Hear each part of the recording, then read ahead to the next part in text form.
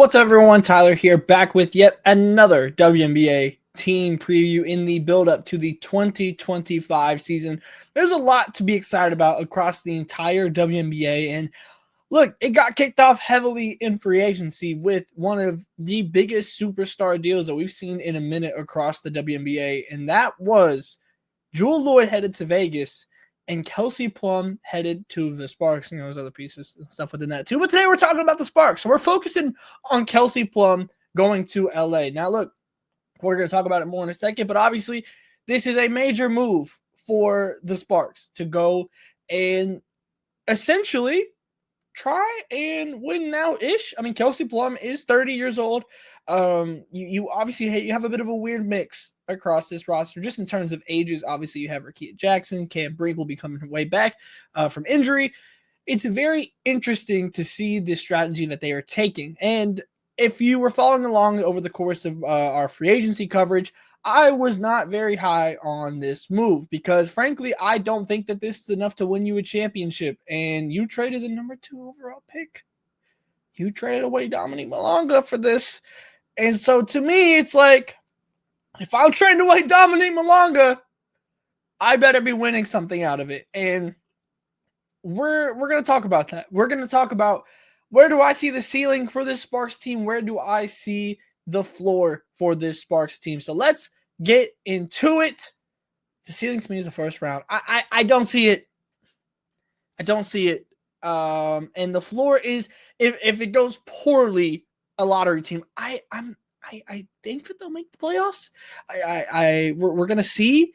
But the worst case scenario is lottery team. Like there is a non-zero chance that they don't make the playoffs, and that's a lot of this has to do, and a lot of these tiers have to do with how clumped up a lot of teams are in the same range of talent to me. Whether you're talking Chicago, LA, Phoenix, who else? Atlanta, potentially Dallas? Question mark? Yeah. I mean, there's several teams here that are all kind of in like that same area. Like 5 through 9 is going to be messy, in my opinion. Trying to figure out who is going to make the playoffs, what seeding they're going to be, and because of that, the Sparks kind of find their way in that same area. To me, that is a first round upset of a top seed possible? Sure. But I would imagine if they do make the playoffs, that they'll be facing off against that number 1 and number 2 seed, if I was to guess. And who the teams that I expect to be up there, the New Yorks, the Minnesotas, those type of teams, I don't see an upset here. I just don't. Could be wrong. I mean, look, I could be wrong, but from what I'm seeing on paper, again, it doesn't feel like enough. First off, to kind of get into these storylines that I'm looking for in this upcoming season, the new Spark system. Obviously, Lynn Roberts coming from Utah. This team, out of all the teams that are looking at the threes and layup strategy, feels the most suited for it to me. And I think a big part of that is Kelsey Plum coming over, and I'll talk more about KP specifically here shortly. But you also have players that are very willing to run the floor and to move without the ball. I mean, look, Dearica Hamby is like one of the best forwards runners when her team gets the ball and just goes or can drive to the rim. Like that is what Hamby does. And so, while it might not be the 3-point shooting, you have the other spots with that. You have an Azrae Stevens who can space the floor at your 5, right? And I like that. Like I like that idea of it. Am I completely sold on the system as a whole, just generally speaking across the W? No. But if there was to be a team that I feel like fits that, when you look at it's LA, kind of Golden State, Atlanta, Phoenix. To me, I feel like the Sparks are probably best suited for that. Potentially Atlanta, but if you watched my preview video on Atlanta, you know how I feel about them. And so I'm interested in what Lynn Roberts will deploy here because it was very harsh in college of threes and layups to a frustrating degree at times watching the games, honestly, with Utah. So I'll be interested in seeing how much of that comes over and what that looks like. But let's talk about KP, the number 1. And I think obviously that is a big step up and is a new challenge for Kelsey Plum. You go from playing with the best player in the world in Asia Wilson and other talented players across that Aces core to now you are leading your team alongside Dearica Hamby, who I feel like was severely underrated last year. And so I don't want to discredit her by any means, but generally speaking, like KP is the number one here, and seeing her take on that responsibility is going to be incredibly interesting to me.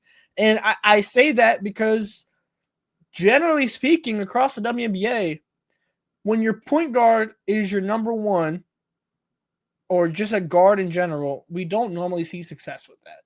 And that is a generalization across the years of the WNBA. If you look at like the teams that have won championships, it's pretty rare that you have a team where their guard is their best player.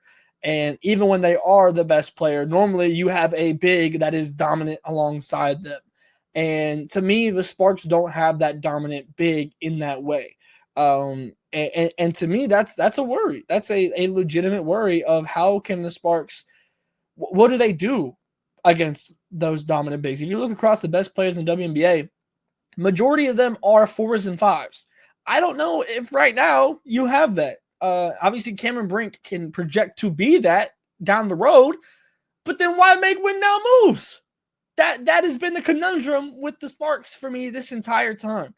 So seeing how Kelsey Plum can perform and seeing how much she can produce as the number one is incredibly interesting to me, and almost as a case study, because to me, obviously, like Caitlin is probably one of the few players in like the top 5 or 10 of players, however far back you want to take it, in the league right now. That's a guard, like just off the top of my head. Like, I mean, you think of the best players in the league, you're thinking Asia, you're thinking Fee, you're thinking Stewie, and then Caitlin's there too. So like, it's not a guard league, and right now the Sparks don't have their bigs. And again, you pass up on Dominique Malonga to go and get Kelsey Plum, and while again, you can make the playoffs, you can go and be successful, but what is a success to you? Because to me, if I'm going and trading away the number 2 overall pick in any draft for a 30-year-old player, I need that player to go and take me to a championship. Like that is my frame of mind with that. I don't see it. And that's where my worry is about trying to play win now mode with this Sparks roster before Cameron Brink is back healthy.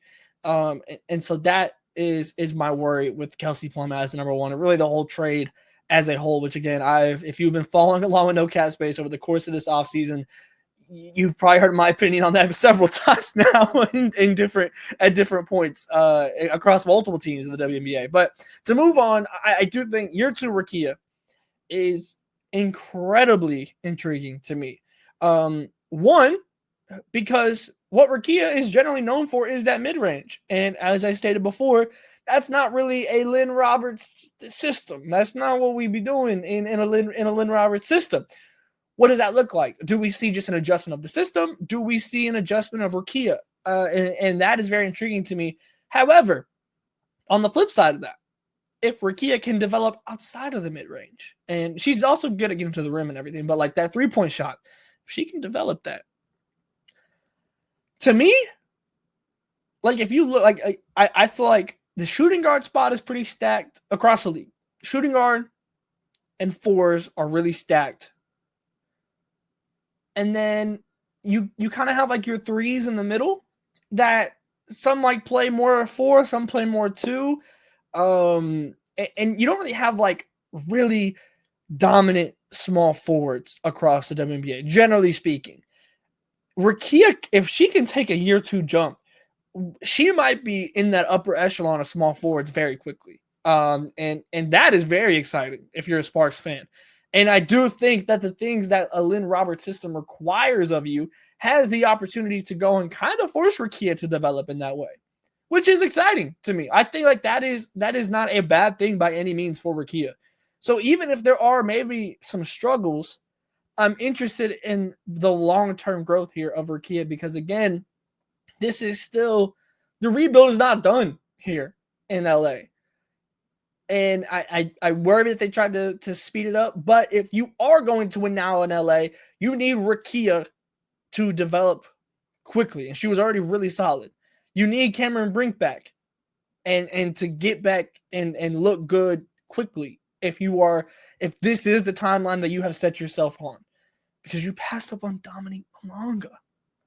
So I'm intrigued. I'm intrigued as to what year 2 Rakia could potentially look like. But let me know what you think about the Sparks. I mean, look, I know some people really like the trade.